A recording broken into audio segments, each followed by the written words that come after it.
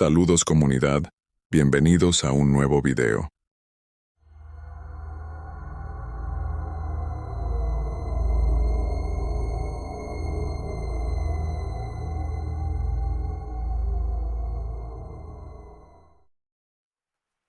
Hola. No te conozco, pero sé que te dedicas a contar las historias que nadie se atreve a decir en voz alta. Por eso te escribo, porque lo que voy a contarte pasó de verdad, y aunque no sea mi historia directamente, vivió dentro de mí como si también fuera una maldición. Quiero hablarte de Mariana, mi amiga de juventud, y de Diego, un muchacho al que destruimos sin querer, o quizás sí queriendo un poco.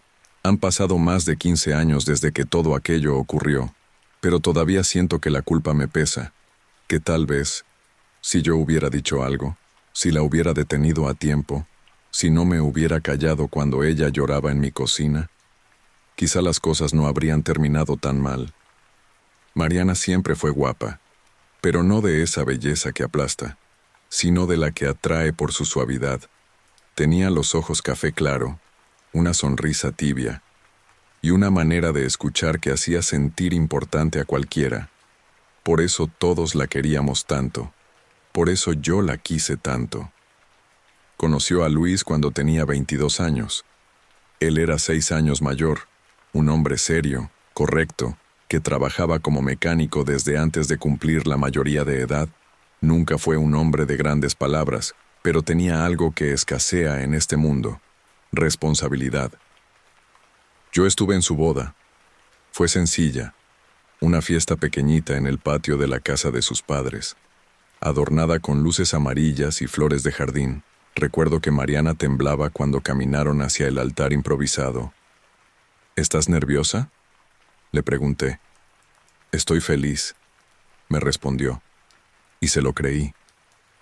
Durante los primeros años, Mariana vivió tranquila. Luis no era romántico, pero estaba ahí. Estaba siempre, en la mañana, en la tarde, después del trabajo.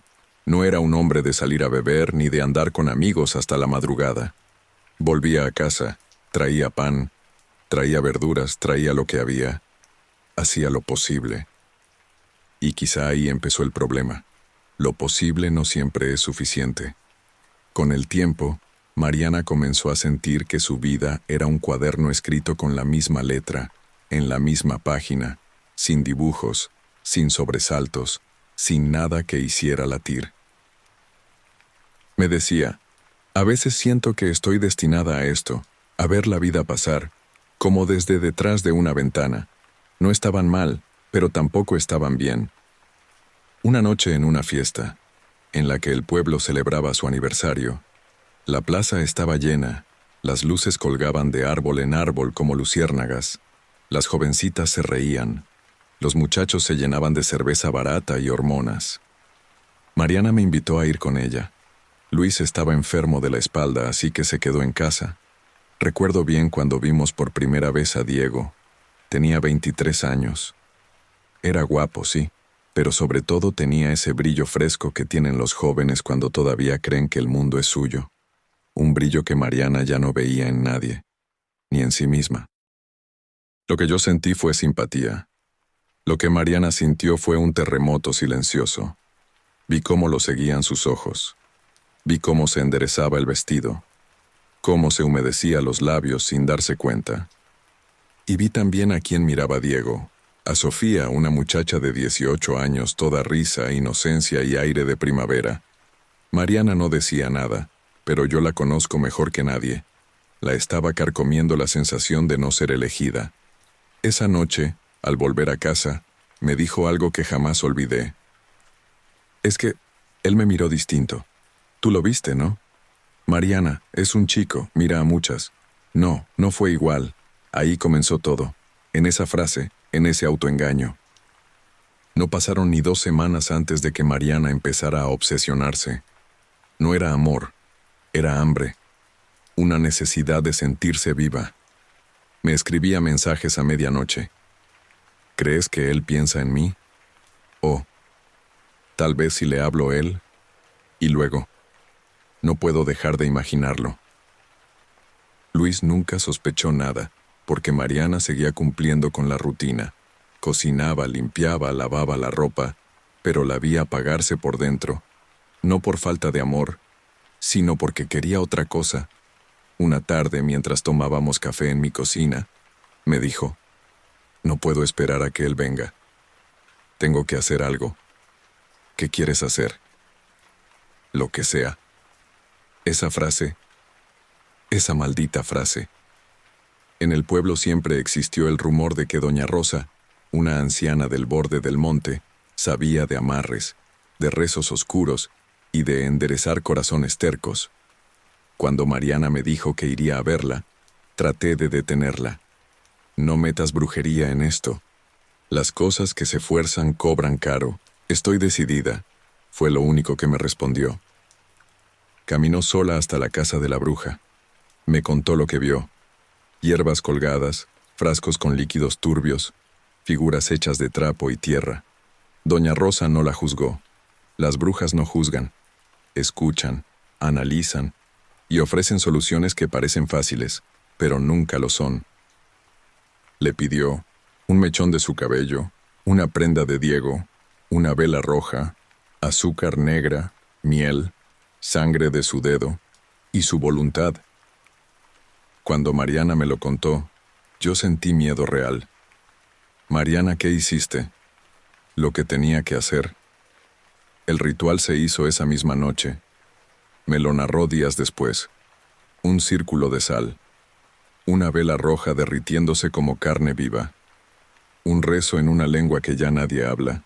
La prenda del muchacho atada con su cabello.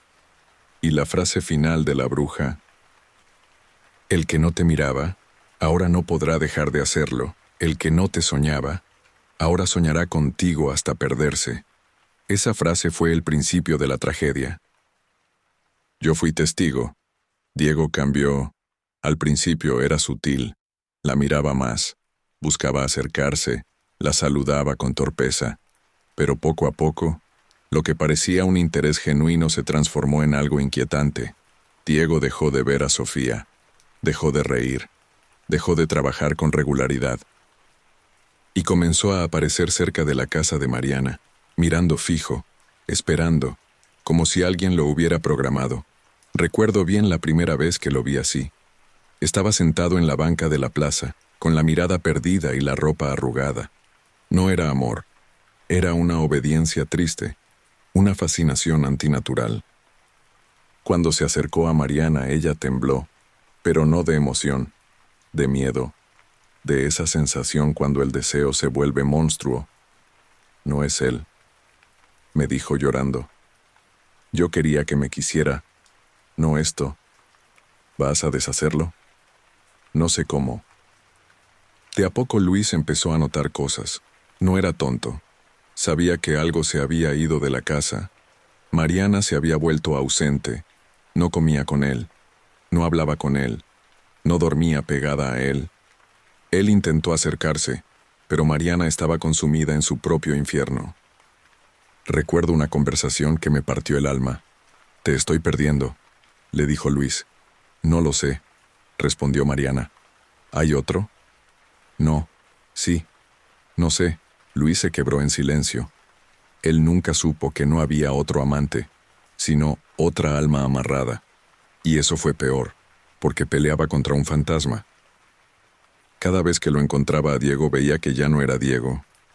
Tenía la mirada vacía, la voz apagada, las manos temblorosas. Iba detrás de Mariana como un perro enfermo. Se paraba frente a su casa por horas. No comía, ni reía. Solo se quedaba inmóvil. El amarre le había comido la voluntad. Un día me dijo, «No puedo, yo ya no soy yo. Algo se rompió aquí». Tocó su pecho, y no sé cómo arreglarlo. Lloré al escucharlo, porque en ese momento entendí que Diego no era culpable de nada.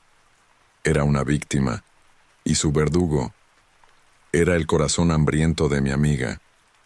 La noche que Diego desapareció fue fría, una de esas noches en las que el viento sopla como si maldijera. Lo encontraron al amanecer, tirado en la zanja cerca de la carretera. No tenía golpes, no tenía sangre, no tenía nada. Solo tenía los ojos abiertos, como si hubiera visto algo que lo rompió por dentro. Dicen que murió de agotamiento, pero yo sé, y Mariana también sabía, que murió de despojo. Murió porque alguien le arrancó la voluntad, y sin voluntad, un cuerpo solo es un cascarón. Mariana no fue al entierro. Luis sí, yo también.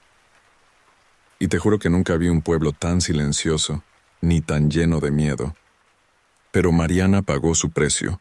Luis la dejó meses después, no por Diego, sino porque ella misma ya no era una esposa, era un fantasma.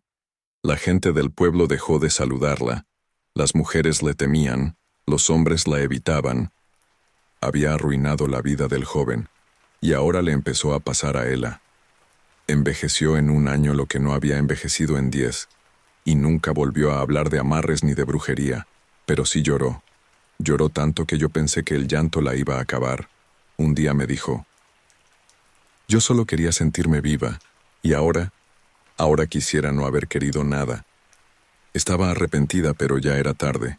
No había vuelta atrás, ya estaba hecho, y tendría que aprender de eso.